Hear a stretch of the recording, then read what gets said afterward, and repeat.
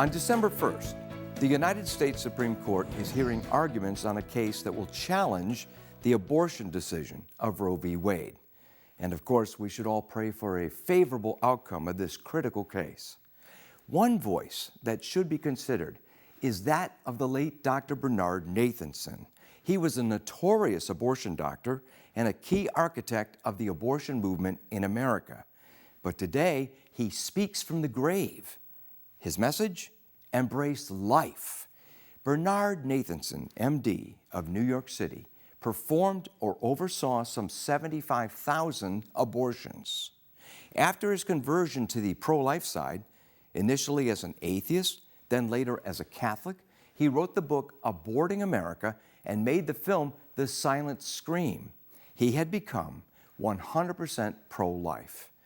Before he died in 2011, Nathanson was interviewed in his home by author Terry Beatley of Virginia. He basically asked her to tell America how they had sold abortion to us through a series of lies and more lies. She has since created the Hosea Initiative, based on the Bible verse in which God says, "My people perish for lack of knowledge," Hosea 4:6. Beatley spells out those lies in her 2016 book, What If We've Been Wrong? Keeping My Promise to America's Abortion King.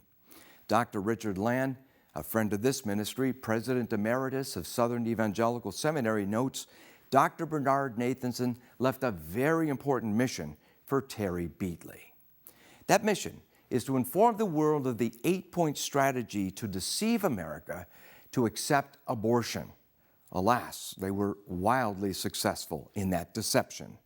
They made up statistics, such as 5,000 to 10,000 women were dying from illegal abortions in America per year. That wasn't true, but the media reported it as if it were fact. Another lie they were told to sell abortion is that 60% of Americans wanted abortion to be legal. This was in the late 1960s, but the real statistic at that time was less than 1%. Beatley says Nathanson's final charge was, love one another.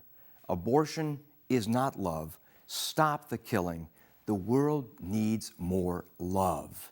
End quote. This story reminds me of the statement that a lie travels halfway around the world while truth is still putting on its boots. For D. James Kennedy Ministries, I'm Jerry Newcombe.